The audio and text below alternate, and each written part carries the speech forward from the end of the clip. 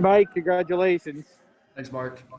I know you've done a bunch of interviews already, but can you kind of give us a sense of the emotion and the satisfaction you must have felt at that moment? I don't know if there's any way to describe that kind of feeling. It's something I'll never forget. You're so happy that this team it does what we do every day. It's kind of the part to play. We have so much fun. We click so well together. So I couldn't be happier to kind of keep this season going. And nobody here won the season to end tonight. So happy to do my part and keep this team together for at least a little bit longer. Great. And I know you realize we all see what we think is this theme of revenge and irony here that you did that against Chapman. What are your feelings on that? Like I said before, the revenge aspect is it's not a thought in my mind. We put that in the past and we moved on and we put it just straight to business. And we came here as a business trip and we knew that we were probably going to see them this time of year, and you really can't script it any better. The battle that we've had all year with these guys to go to Game 5 and have such an unbelievably well played game, well executed. Like I said, you can't script it any better. Mike, I know we've asked. First of all, congratulations, and I know we've asked you a lot about kind of your story and everything. I mean, 4 years ago, I mean, kind of doing this here tonight. I mean, you said you wanted to make an impact. You think this qualifies as yeah, I would hope so. I would hope they would think this is an impact. But yeah, I mean, to have a team like the Rays give me a chance, like you said, 4 years ago when nobody else did. It definitely makes it a little bit more special to kind of help out the team like I did tonight. And that at bat, I mean, what's kind of the mindset there? Is a 10 pitch at bat? You had that slider that you kind of fought off. I mean, what was kind of the approach there? Yeah, I think after that slider, kind of got the barrel out too a little out in front.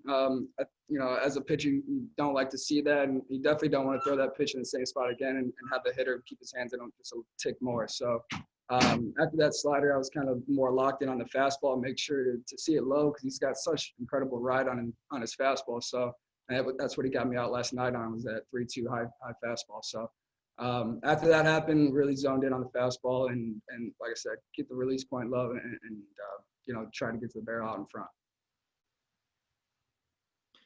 Hey, Mike, congratulations.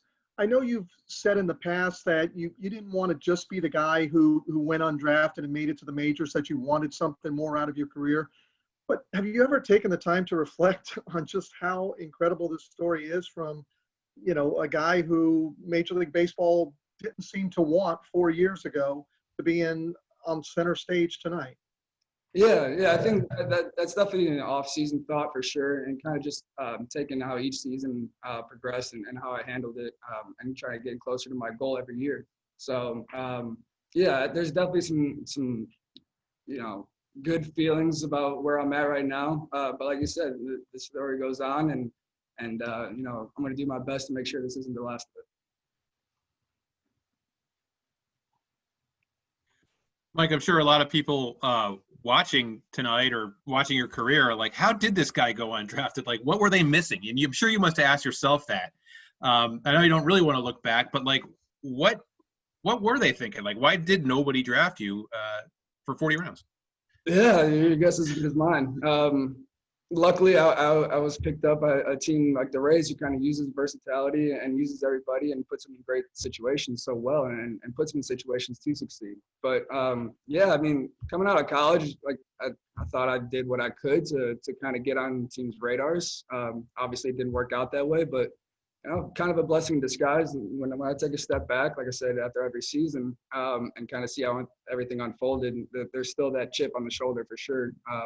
It's a day that I kind of look at quite often, honestly, is that day in June in 2016 where nobody wanted me. So that's always a driving factor. But like I said, couldn't have been luckier to have a team like the Rays, take a chance on a kid that went undrafted. Yeah.